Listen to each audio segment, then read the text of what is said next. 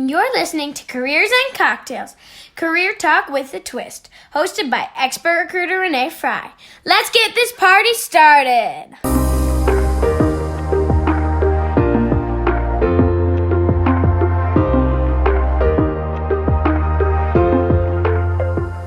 Hey party people, welcome back to Careers and Cocktails. Today we're going to be zooming in with Esther, who's over in the Netherlands, but first let me show you how to make an extremely fast margarita.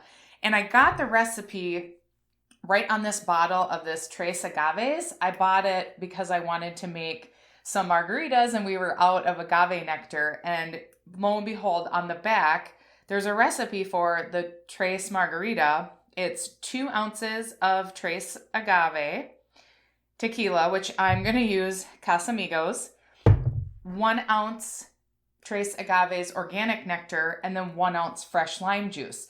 So you know me, I'm all about the menage a trois of cocktails, the 3-ingredient cocktail, and this is what you have right here. And it's delicious.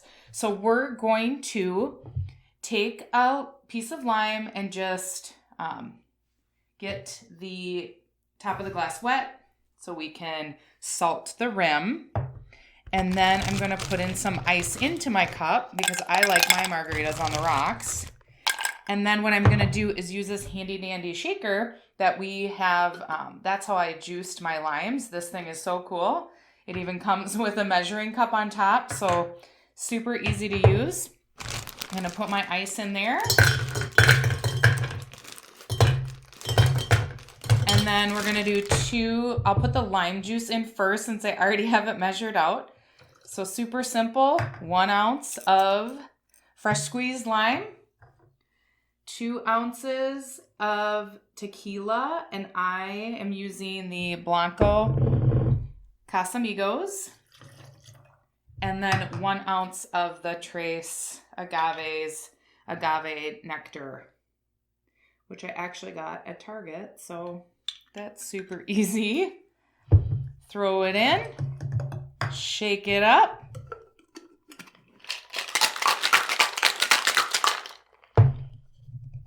This is the tricky part though. I usually need help with getting this thing off.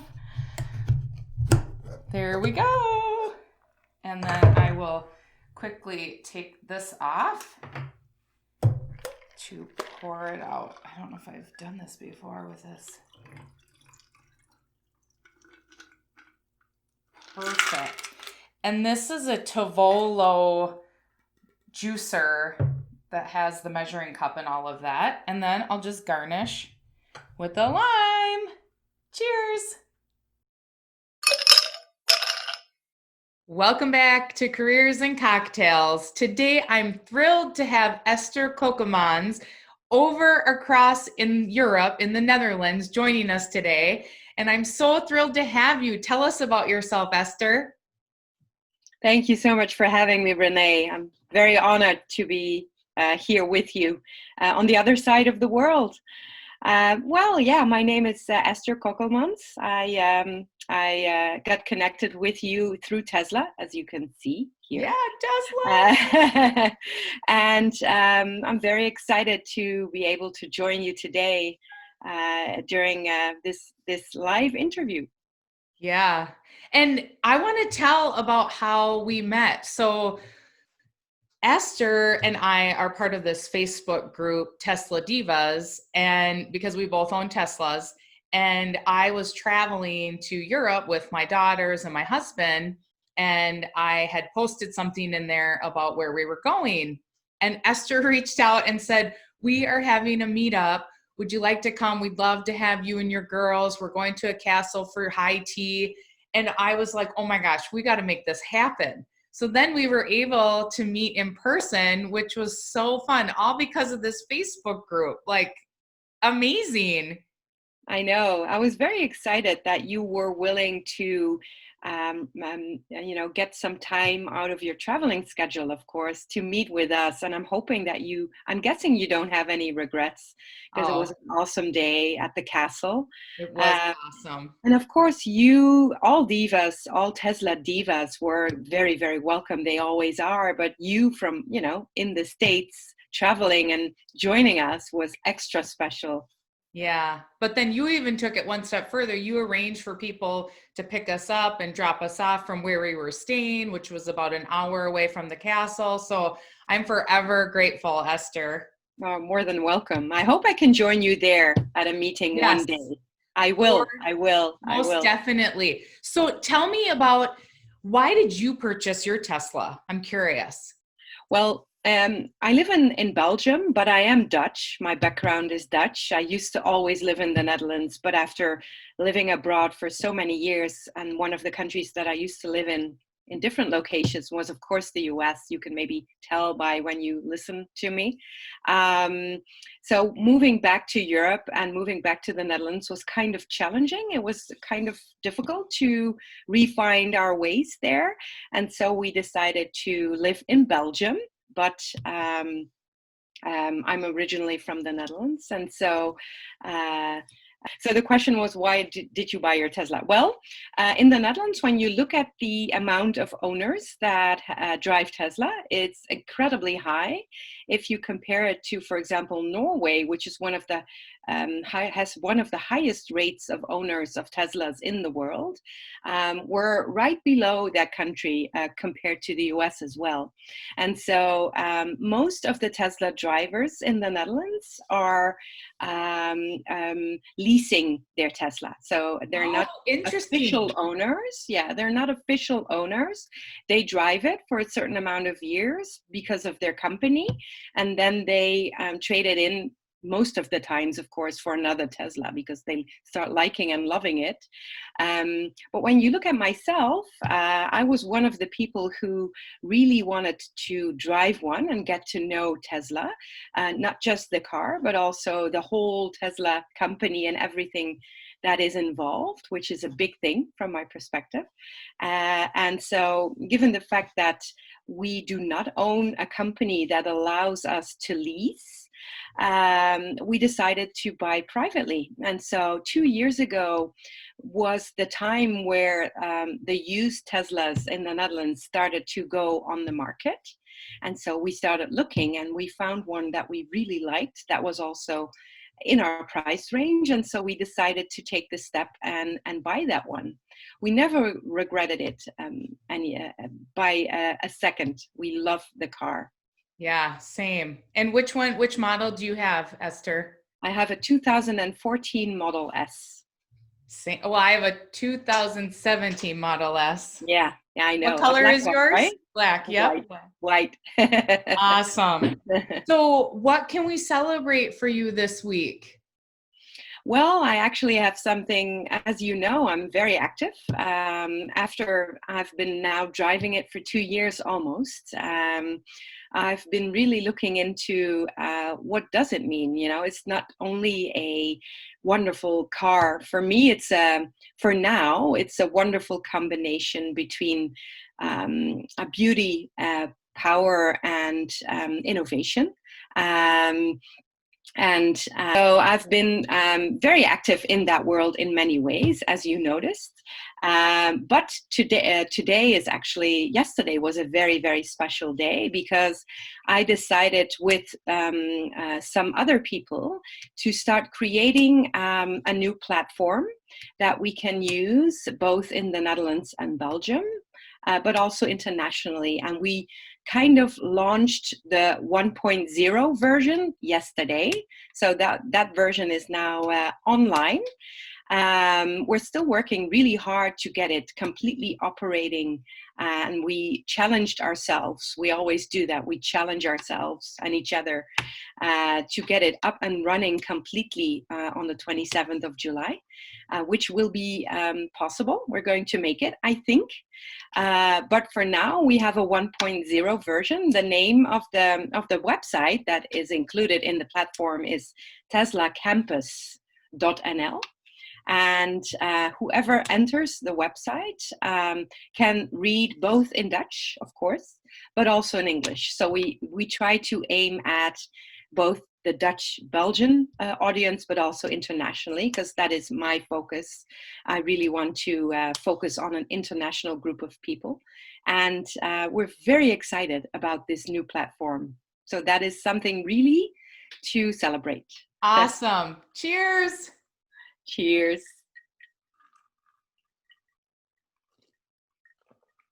And then you have to tell me what you're drinking, Esther.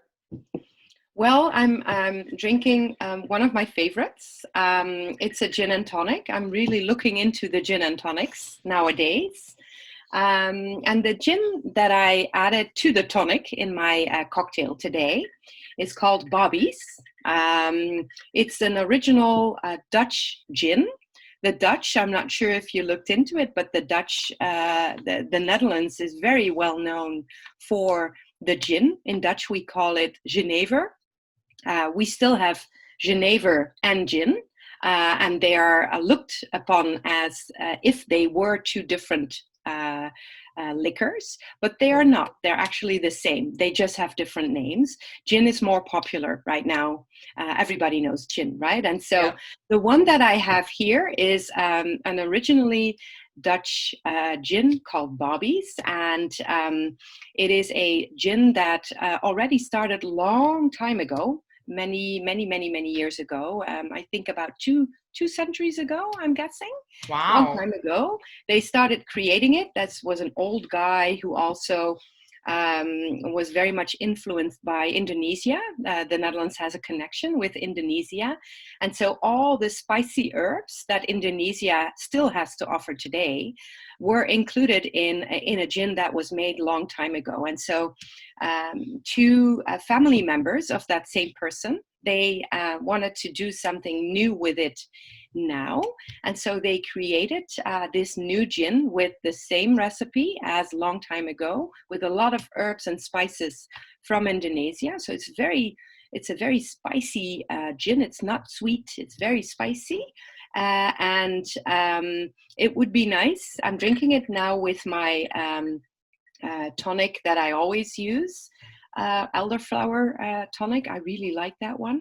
And I also added some juniper berries because if you combine this gin tonic with some like cloves or cardamom even, or juniper berries, it really adds to the flavor of the gin. Oh, I bet. And I love elderflower. Oh, so good. I love the flavor. Yeah. So tell me about your new launch of the 1.0 Tesla campus. What is that? Is it a repository?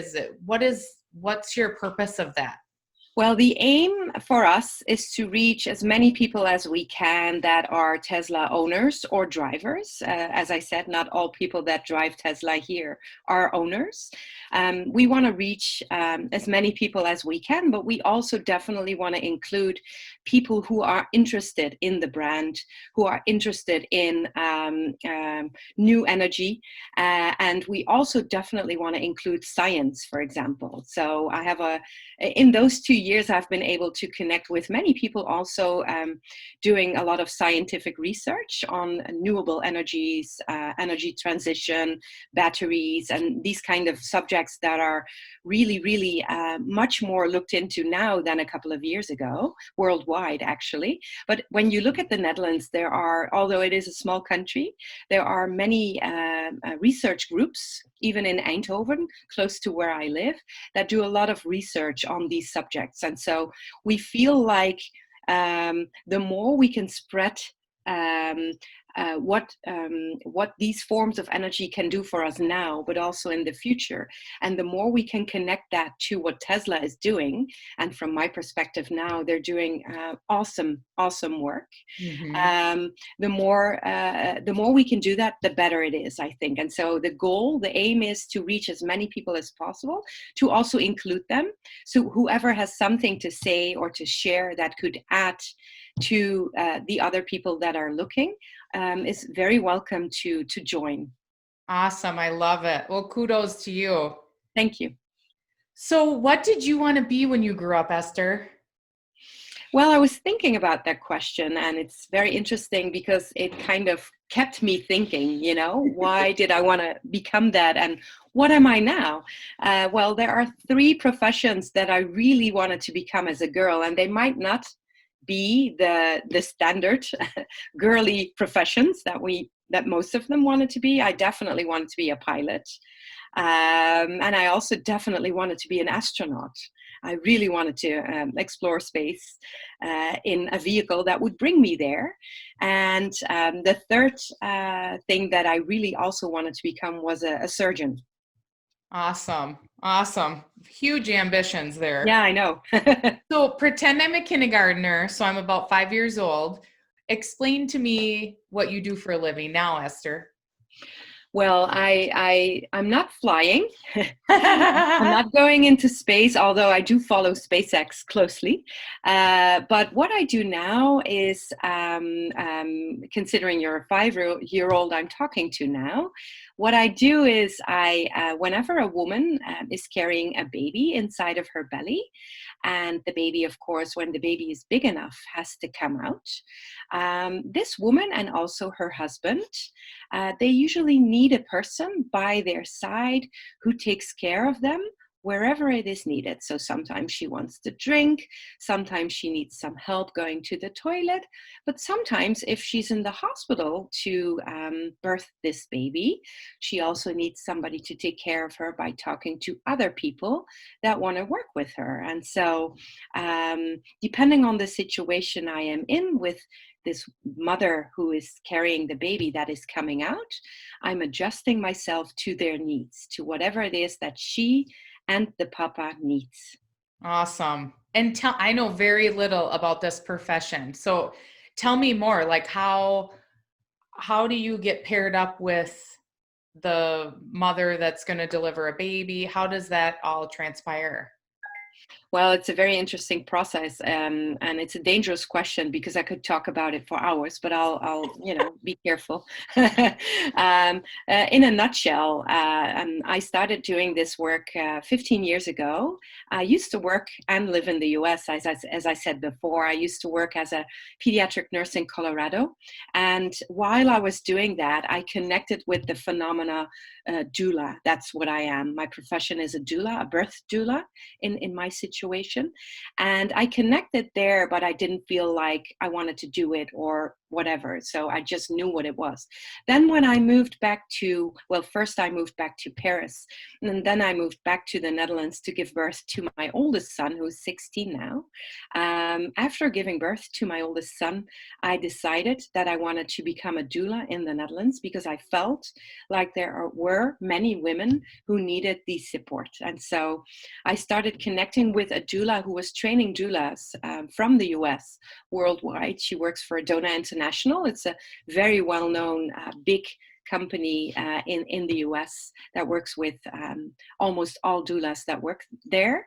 And they also have international trainers. And so I got her to the Netherlands. She trained me and she trained many others. I worked with her for a couple of years to train. And so after a while, I started training myself. And now my main focus right now is not on training, but is working with clients. And I have to say that given the fact that I'm the longest working doula in my country. Really? Yeah, I Cheers am. to that, Esther. Thank you. Cheers. I don't drink when I work, by the way. I would hope not. Although I might need it sometimes if it's a long birth. No, but yeah, so after training for a while and also attending births with couples that wanted to connect with me, I now completely focus on being there for my couples. And what I've seen is that of course, you meet many, many different peoples with many different needs. And so the question that they have is, can you do this for us? And the question I always have to ask myself is, can I do that for them? And I have to say that, Renee, so far, there was not one couple that I couldn't connect with in such a way that I couldn't help them. So far, so good. I also have to say that people know that I'm the longest working doula, so I do have a lot of experience that comes with that. And so if there's a situation where a couple, for example, has very high demands and the newer doulas find it difficult to find that connection, they usually connect the couple with me. And I think also because of the experience, it is easier for me to connect also because I know about all the rules. I know about the law. I know what their rights are so very well. It's my specialty in my profession. You know, I did definitely want to specialize in the rights of the birthing woman and her husband. And so that's what I did. And so whenever there's an issue with rights and them being violated, people usually come to me and I give them the information. And after giving them the information, they usually decide they want to keep working with me because of the fact that I understand the system so well. Sure, sure. Well, congrats on having a long career. Thank Tell you. me, so you build this relationship with the mother and this couple, when they give birth to the baby, is that where your relationship ends, or does it continue a little bit? That's a very good question, actually, because there's a very different approach when you look at the doula world. So I usually connect with them preferably a couple of months before the birth, but I've also had a very young girl. She was 15 and she, of course, was unexpectedly pregnant. She had nobody to support her. And so the center that was taking care of her connected with me. And within 1 week, she gave birth to her beautiful son. Wow. So this can happen, but it's rare. It's rare. And I'm very grateful that these kind of centers, they do connect with me so that she's not alone when this child comes into the world of the child, right, in a way. But remind me of your question. When does your relationship end with the people you're supporting? So I usually try to connect with them a couple of months before, but it also depends on the couple. Then I do attend the birth all the time. So if you look at research that has been done about the doula and the effect of the doula, you see that the best outcome that you can get if she is there with the couple all the time. She should not leave their side at 1 second if possible, unless she, of course, has to go to the toilet, which sometimes also doesn't happen. It's not possible sometimes. But so you are there for them if they want to give birth at home. If you look at the Netherlands, they have the highest home birth rate in the West. And so it's going down, actually, but there's still a high level of home births compared to, for example, the US, which is less than 4%. In the US, it's rising, by the way. The home births in the US the numbers are rising rapidly. It's actually going really fast. But in the Netherlands, it's going down, but it's still very high. And so I attend the birth both at home as well as in the hospital, as well as C-sections. If the baby is born, I stay with them for a couple of hours, also depending on if she wants to breastfeed or not. If she has been traumatized before or not. Of course, I only leave their side when I know that they are calm and safe, no matter where they are. And sometimes it takes a long time before I go, and sometimes 1 or 2 hours is enough. And then after the birth, I always offer them one more meeting. And most of the couples, they do want to see me once more because they want to kind of close the pregnancy and birth story and continue with their lives as father and mother of a child that is outside of the womb, of course. But what I also offer my couples, and some of them use it a lot and some of them don't, is they can still connect with me after the birth 24/7 via phone or WhatsApp. And so whenever there's a question or a concern, especially during the night, is what I see, they connect with me. And given the fact that I'm also, my background is in pediatric nursing, of course, it's not what I'm supposed to do as a doula, but I do sometimes give them advice on what they should do with their child when it comes to certain aspects that they have questions about. Right. Oh, I love it. So you get to witness hundreds and thousands of babies being brought into this world. What a rewarding job. It is. It truly is. It truly is. And it blows my mind every single time. Really? Wow. It does. It does. Yeah. That's just so cool. It is. Yeah, it is. And one of the pros of being there all the time is that you get to see every single detail, and especially with couples that have been traumatized before, which unfortunately also in the US still happens a lot. When you see them become stronger instead of weaker when they are birthing their child, that is the most rewarding part of my job. Oh, I love that. Just makes my heart sing. So what if someone wants to work with you, Esther, but you don't feel a connection, which I don't know if that would happen because you are so welcoming, so warm. Just, you have such a great positive spirit, and you're so, like, I can tell you're not judgmental and you're so welcoming. Is No. there ever been a disconnect where you're like, oh, I'm not the best fit for you? Do you have to make those decisions? That's such a good question, Renee, to ask. And I have to say that the question is, if there is a disconnect, where does that come from, right? Yeah. Could it be from their side? Could it be from my side? Could it be a combination of both? And so the question I always ask myself is exactly this question: where does it come from? And how can I work with my couple in such a way that if there is a disconnect, that we get rid of it? To give you an example, I had one lady who was from America. I have a lot of expats that I help, also because of my language and my experiences also in healthcare in the US. So they do find me all the time. And she, from who she was and what she experienced in life is what I'm guessing, because I never asked. She told me that, but this was very strong. This was very severe from my point of view. She said to me that she didn't want to breastfeed her child because she felt like it was abuse of the child.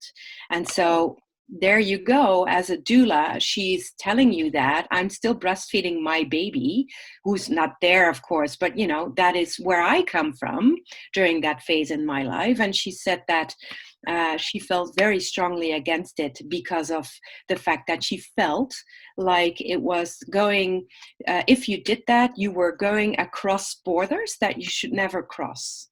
And so that was very, very, very, very challenging for myself, also because I found it to be very extreme. But also I was still breastfeeding my own child, who was 2 years old at the time. And so, what was I doing? But I did try to look into it before I connected with her again. And I did talk to a lot of colleagues and asked for advice. What should I do? Because I definitely feel like, also only because of the remarks she just made, she might need my help very strongly. And so I tried to look into it in such a way that I could find a distance from it, from my personal point of view, my personal life, which was very challenging in this case, of course. And then I went back to her, and then I said, look, I want to help you further. And I try to understand you. It is possible that I do not understand everything that you are going to say, but I want you to know that whenever I feel strongly against something that you are saying towards me, I'm going to be very honest and open about it. And after saying that, she said, well, I want to share something with you. And there came her story. And her story was extremely touching. It was very, very traumatic. And very touching. And she opened up in such a way that the whole thing, the whole issue that we just talked about, was completely gone. It was no longer an issue. Oh, that's fantastic. I always challenge myself in such a way to actually feel, if I feel something, I want to feel it, and I want to go through it, and I want to decide for myself, as you asked in your question, is this doable for me or not? If you then connect with colleagues, if you think further, and if you are able to decide for yourself, I'm strong enough to keep my personal views outside of this story, and therefore through that open up to what she has to say to me that she never said to anybody before, then that is really something that is also extremely rewarding. And I've had many of these, not similar, you know, every woman and every man also, they have their own stories, but they do, I always challenge myself to be the person that they feel safe with and that they can open up to. That's remarkable, Esther. How amazing. So where did you learn this trait along the way? As I said, I got trained by a wonderful birth doula. Deborah Pascali is her name. She's really well known in the doula world. I got trained by her, but also just by doing it, by learning from every birth, from every couple, and also by allowing yourself to learn in such a way that you can give the people exactly what they need. And sometimes they share with you what it is that they need, and sometimes they do not. So it is not something that you can learn from a book. I do read a lot of books actually about birth. You have to keep teaching yourself and teaching each other also as colleagues, because it's, as you maybe know, it's an ever-changing subject, giving birth, and everything that has to do with it. But you just have to start doing it and growing as a person, growing as a doula, and learning how can I open up for these people? And that's exactly what I try to do every single time. Right. Because that's, to me, what you were just explaining is all about mindset and shifting your beliefs to support them, yet get them to open up to you. It's incredible. Right. Because with the breastfeeding subject that I just mentioned with my client, it had nothing to do with me. Nothing. Right. 0%. Nothing. Yep. And so if you can filter that, if you are able to do that, although this was very challenging, I told you, but if you are able to do that, you also learn a lot of it yourself. And by doing it, by just doing that, because I think a lot of people judged her beforehand about anything she might have said, not just this subject. She got looked at in a way that maybe, because of what she had in the experience, she wanted people to look at her that way because it kept a distance. And then I was the person who gave her the space to be herself, which is really amazing. Yeah, it is. Cheers to you, Esther. Cheers, Renee. What is it that you're drinking? Oh, I'm drinking a margarita. Oh my God. Super simple. 2 ounces of Casamigos Blanco tequila, 1 ounce agave nectar, and 1 ounce fresh squeezed lime. Oh my God. I'm so jealous. Super easy. So you have to experience stressful situation. I remember giving birth to my 2 daughters, and especially the first time, stressful. How do you stay calm? Yeah, well, that is a good question. During a birth, is that your specific question, or in general? Or like in general, like, because you have to be put in, Right. and you have to be there when maybe the female has to be making a decision, right? Like Right. emergency C-section, or do you want anesthesia or, pain control? Exactly. Yeah. And so the getting to know the couple beforehand is very important in this question as well, because I don't know exactly, I really have to say, Renee, I don't know exactly how I do it, but my couples, one of the main things that I hear back from my couples is that they choose to work with me because I am so calm. They already see that when we meet. And they need that in a lot of situations. They need that during the birth. And as you just said, there are so many situations where the people that are surrounding themselves, these people are not even staying calm. And so they need this person to be by their side, trying to stay calm, although I'm not always calm if needed. I'm there for them with all my voice, and it's a very loud voice, I promise you. But if it is not needed, I'm the calm person who's surrounding them, who knows what their do's and don'ts are in a specific situation, and who is there to protect them if needed, especially in a hospital setting, of course.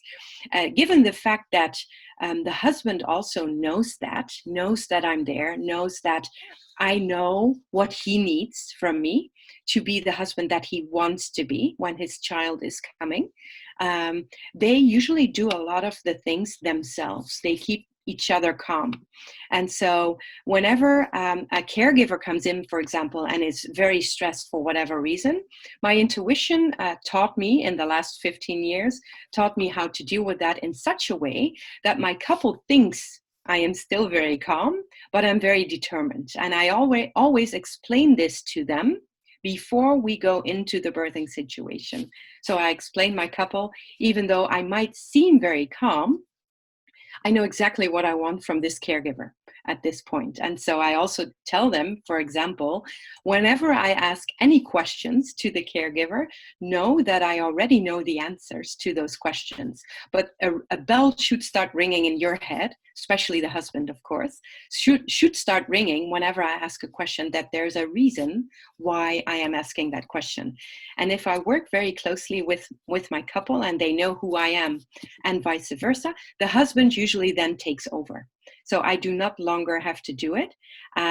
They know that they can do it and that I am supporting them in my comms, but also in my knowledge. And the fact that they have this person there with them who does that and who stays calm is so reassuring and gives them so much strength and good intention that they do it instead of me. And that is what I aim for. They have to do it. It is their birth. It's not my birth. Yeah, that's fantastic. So where do you get your inspiration from, Esther? Like, do you listen to podcasts or do you have a favorite book? Like how do you stay continuously inspired? Well, as you know me, Renee, I'm very active on social media.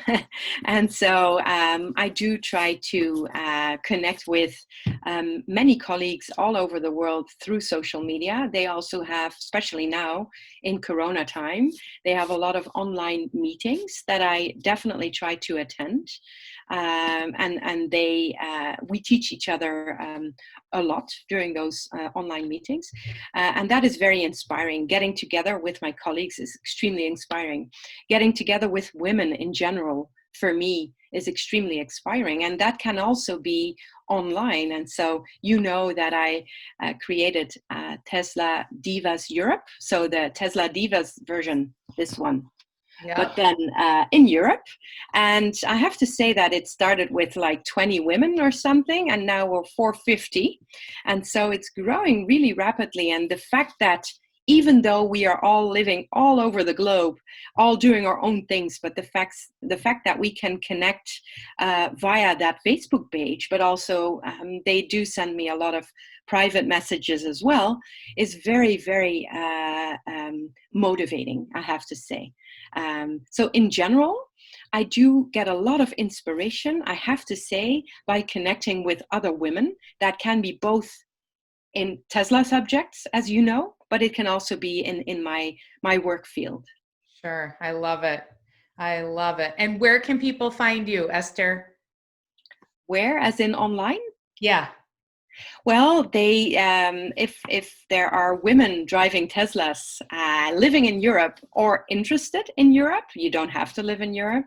You can find me on Tesla Divas Europe Facebook page. I actually connected with one of the Tesla divas in the US, of which you are one, of course.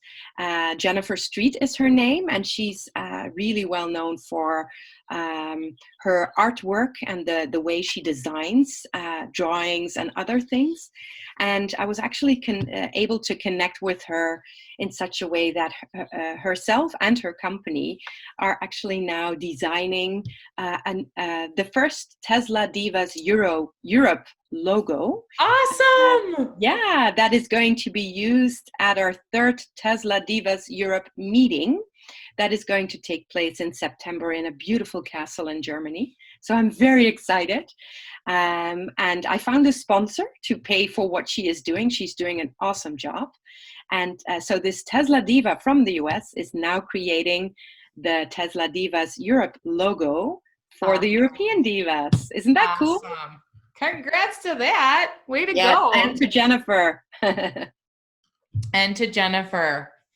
Well, thank you everyone for listening. We do have an international reach. If you've liked this video, please drop us a review where you listen to your podcast.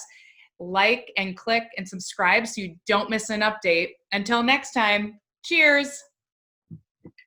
Cheers. Thank you so much for tuning in. We are thrilled to have made a worldwide impact with listeners in 9 different countries. If you've enjoyed this conversation, please be sure to subscribe to Careers and Cocktails on YouTube and drop us a review on your favorite podcast app. If you're looking to update your resume or you're stuck in your career, I'm designated by LinkedIn as the top resume writer and career coach expert. I even created a resume and e-learning course to help you if you want to do your own resume. It's super simple and extremely affordable. Go to careersandcocktails.com to learn more. I also wrote a book called I Hate Mondays for all of you job seekers who hate your jobs and want to love your Mondays. You can go there for the same information. And of course, I am up to so much valuable information sharing that for you hiring leaders, if you want to find the secrets to finding the best talent, I have a hiring guide at careersandcocktails.com as well. I am here to share information and help people love what they do. Until next time, cheers.